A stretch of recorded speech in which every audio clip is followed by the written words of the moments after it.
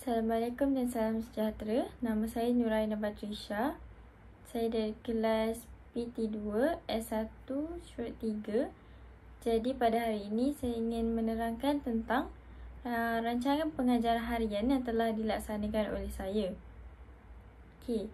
Jadi baiklah, kita teruskan kepada objektif pembelajaran.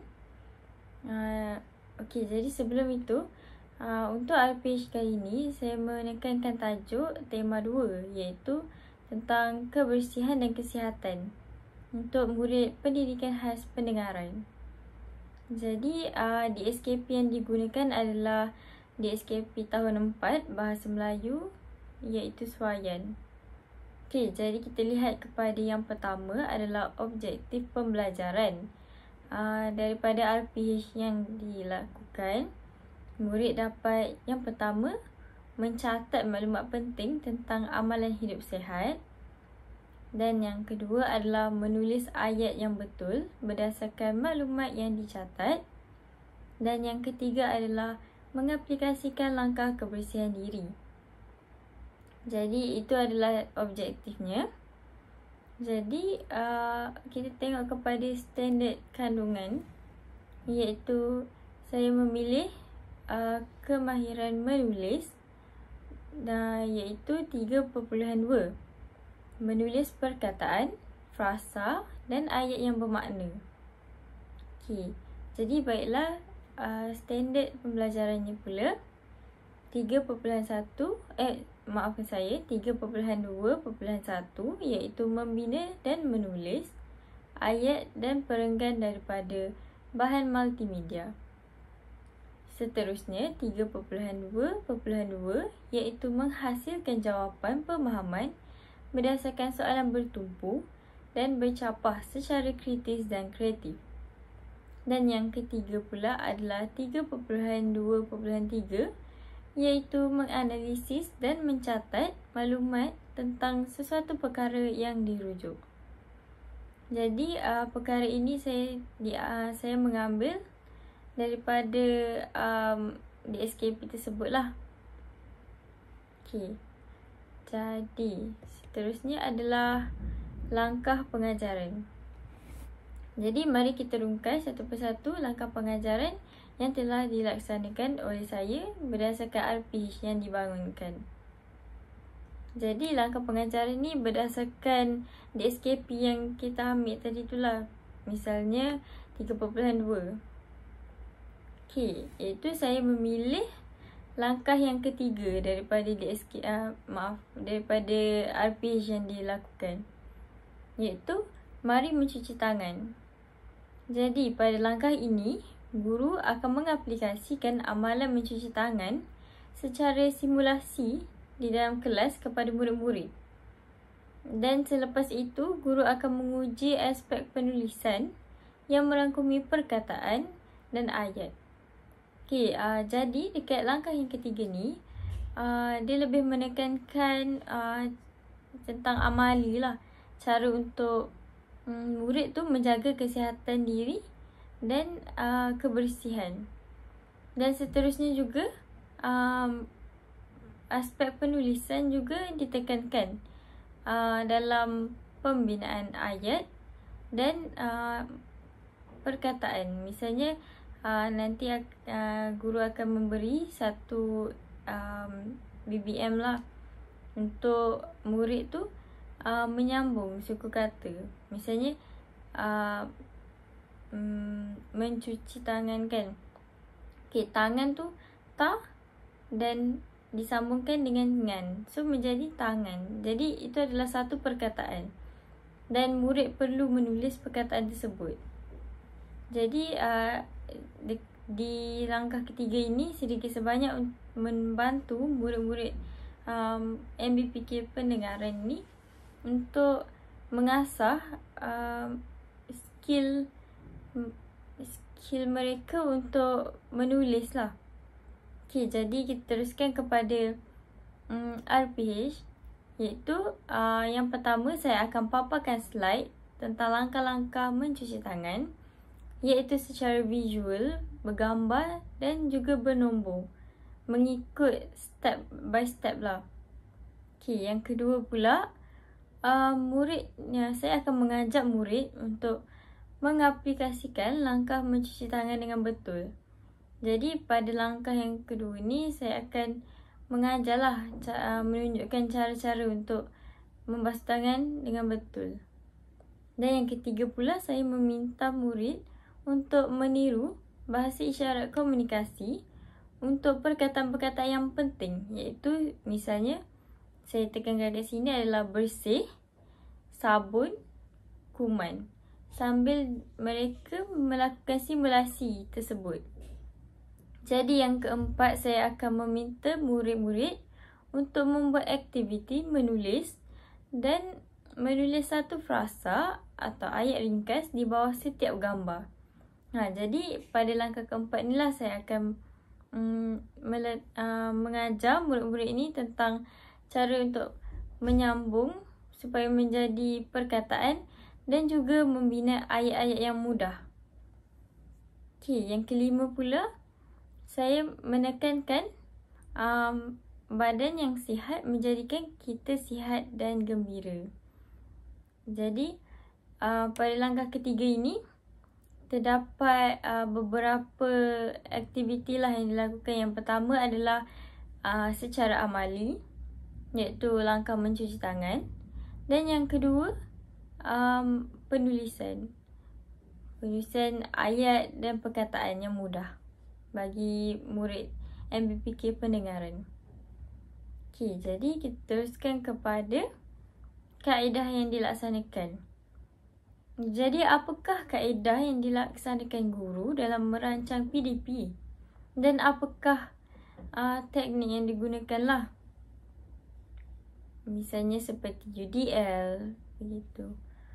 Okay, jadi kita teruskan kepada kaedah langkah yang ketiga. Okay, kaedah-kaedah yang saya gunakan adalah yang pertama, kaedah amali, iaitu seperti praktikal ataupun hands-on learning. Okay, hands-on learning ni ditekankan pada aktiviti simulasi mencuci tangan yang berpandukan langkah yang ditunjukkan di dalam slide. Jadi, dengan adanya simulasi amali ni, murid-murid dapat belajar tentang cara menjaga kebersihan dengan mencuci tangan dengan betul.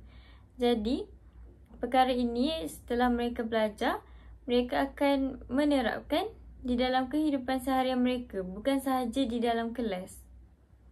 Okay, jadi yang kedua adalah kaedah pembelajaran kontekstual, iaitu meniru pergerakan menggunakan isyarat, iaitu bahasa isyarat komunikasi. Jadi, perkara ini ditekankan dalam keyword-keyword tadi, misalnya bersih, sabun, semasa mereka melakukan simulasi tersebut. Jadi, dalam kaedah yang nombor 2 ni juga sedikit sebanyak meningkatkan mereka punya pemahaman tentang membasuh tangan dan juga kosakata mereka. Dan yang ketiga adalah kaedah demonstrasi dan latih to be, iaitu latih to be ini secara individu dengan menulis frasa atau ayat pendek di bawah gambar. Jadi, latih to be ni akan disediakan oleh guru dalam 4 muka surat. Okay, jadi semasa murid-murid ini melakukan latih to be, guru-guru akan membimbing mereka. Okay, jadi Universal Design Learning, iaitu UDL, yang terdapat dalam rancangan pengajaran harian, iaitu langkah ketiga ini, iaitu yang pertama adalah UDL prinsip 1, iaitu keterlibatan. Okay, keterlibatan ni meningkatkan motivasi murid melalui pembelajaran konseptual, iaitu kaedah nombor 2 tadi, dan juga aktiviti praktikal hands-on. Okay, jadi dengan guru melakukan aktiviti-aktiviti tadi, murid dapat meningkatkan motivasi mereka, kerana mereka sendiri yang melaksanakan apa yang dilakukan oleh guru tu. Jadi guru hanya sebagai pembimbing mereka. Jadi murid berasa macam seperti terlibatlah secara langsung, dan itu akan meningkatkan mood dan motivasi mereka. Dan yang kedua adalah UDL prinsip 2, iaitu representasi. Jadi UDL prinsip 2 ini iaitu menggunakan visual bergambar atau nombor untuk menyampaikan arahan langkah berturutan. Misalnya seperti kaedah amali tadi, sebelum melaksanakan amali, guru akan menayangkan slide dan menunjukkan bahawa cara-cara mencuci tangan mengikut langkah-langkah yang telah ditunjukkan guru. Jadi dengan adanya slide tersebut, akan murid-murid dapat memahami perkara yang perlu dilakukan oleh mereka semasa amali tersebut. Okay, jadi yang ketiga adalah UDL prinsip 3, iaitu ekspresi. Latihan bertulis adalah satu cara rasmi untuk mengukur pengetahuan tentang kemahiran menulis mereka. Jadi, pada RPH kali ini, guru ingin menekankan tentang kemahiran menulis. Jadi, main pointnya adalah latihan bertulis lah. Okay, jadinya, semasa siap semua amali, guru akan mengedarkan latihan bertulis kan. Jadi dari situ guru akan melihat tentang adakah murid-murid ini berpengetahuan dalam menulis ayat dan perkataan yang mudah. Okay. Jadi itu sedikit sebanyak tentang langkah yang ketiga daripada RPH yang dibangunkan. Yang pertama tadi adalah amali, iaitu murid-murid melaksanakan amali mencuci tangan. Dan yang kedua juga guru akan memberikan latihan untuk murid-murid menulis.